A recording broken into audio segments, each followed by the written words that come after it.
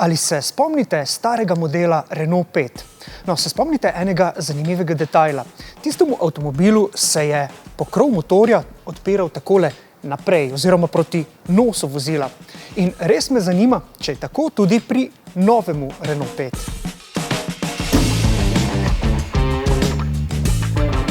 Ne, pri novi petki se seveda tale pokrov motorja odpira v popolnoma običajno smer in ne več proti nosu.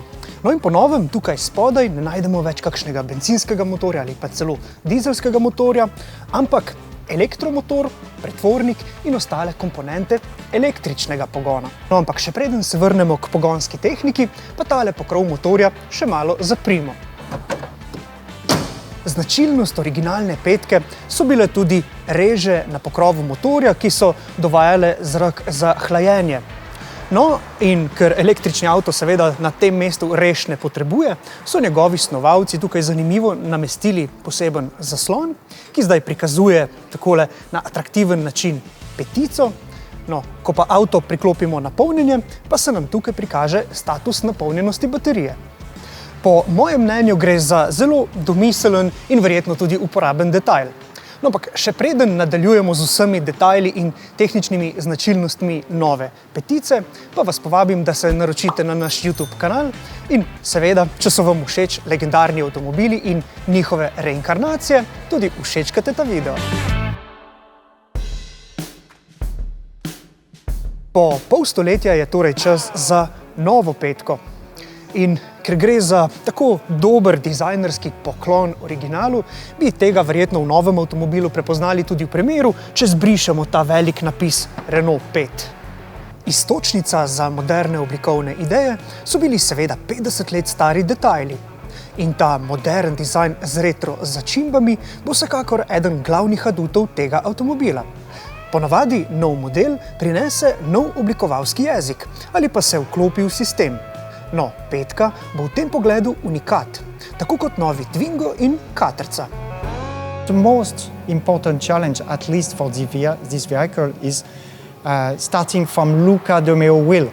When Luca saw the concept car, he said, okay, what an amazing concept car, I want it in the street. And the wheel was, you don't change anything. Usually, we start from the concept car, but we discuss with optimization, efficiency of technical features, and we can change some lines, styling lines.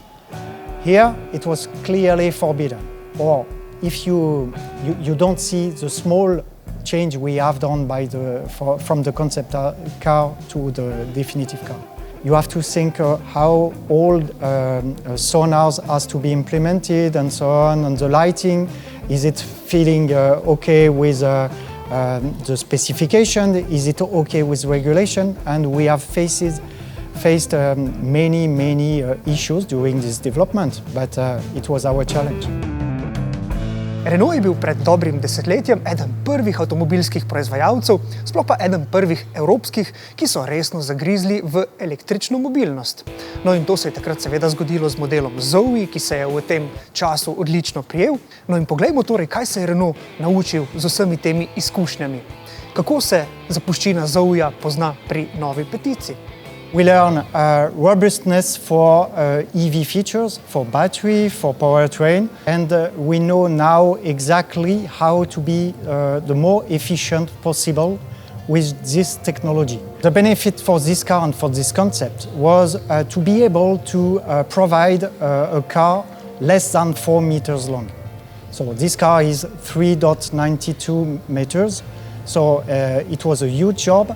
And taking benefits of our history and features, we can put some small parts in our vehicle to make sure that it fills with that kind of features. So we have to optimize the packaging of all features, and by reducing packaging and optimizing components, we work on the cost too. Novi Renault 5 bo na voljo z 2 različnima kapacitetama baterije in 3 različnimi močmi elektromotorja, ki se nahaja spredaj in vselej poganja prednji kolesni par.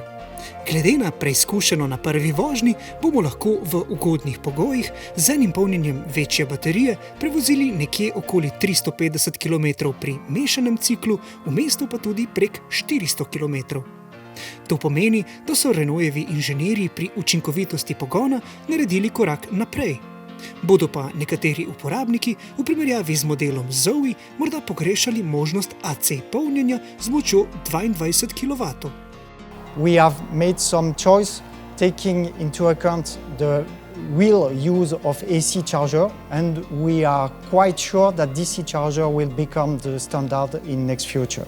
Also in the cities, you think that? Also in the cities. And last point, AC charger with 11 kilowatts allow us to develop a new kind of charger taking into account V2G innovation.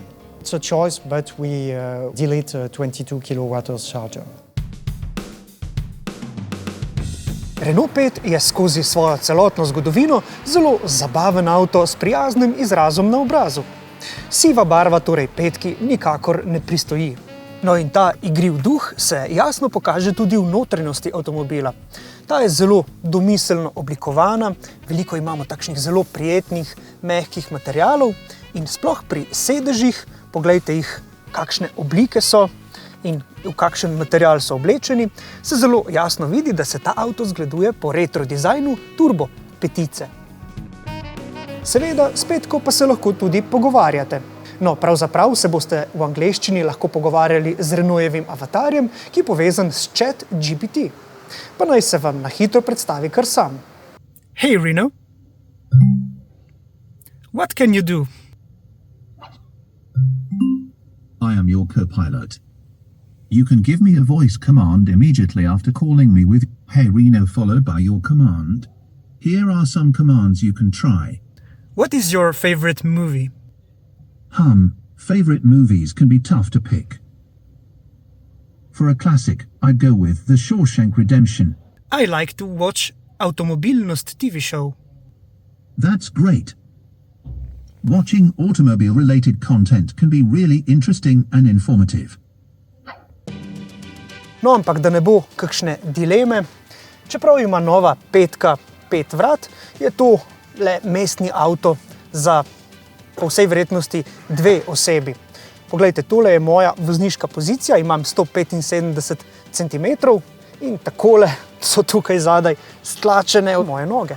Clio is 13 centimeters longer, so the vehicle is very short. So we have tried to manage something for the rear space able for children. So I guess that even if you use it with 2 children, I guess it will be okay. So we have made all the tests with this, and you have seen we have managed a kind of compromise with the trunk, because our will was to, even if the vehicle is very short, our will was to provide a large trunk because of 2 things. The first one, we have a cable. So we don't want to put the cable and say we don't have any space in the trunk anymore, we can't do anything with this car. So we manage some free space for the trunk, for the cables in the trunk, and manage a global picture of the trunk, which allow you to make your everyday journey with some supermarket, go and so on.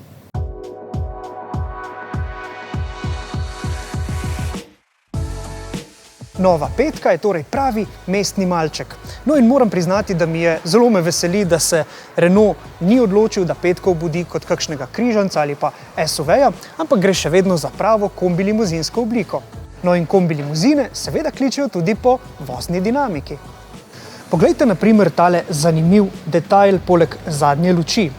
Gre namreč za poklon športni petici, tisti najbolj zmogljivi turbo petici, ki je imela močan bencinski motor, nameščen kar tukaj zadaj namesto zadnje klopi.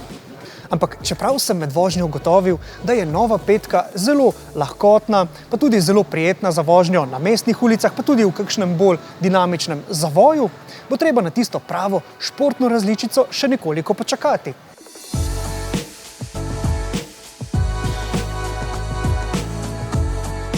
Za njo bo namreč zadolžen Renaultov športni oddelek oziroma po novem Renaultova športna znamka Alpine.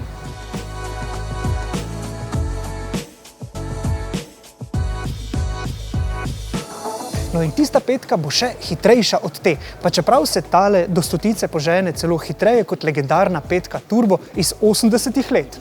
No in prav to je odličen pokazatelj, kako hitri so danes postali avtomobili, sploh tisti električni. Petka bo eno cenejših električnih vozil na trgu ta hip, ne bo pa to nizkocenovnik. Ta naziv bo pripadal prihajajočemu Twingu, ki se bo izdeloval v novomeškem Revozu. No, pa z naslednjim klikom obiščite Revoz skupaj z nami.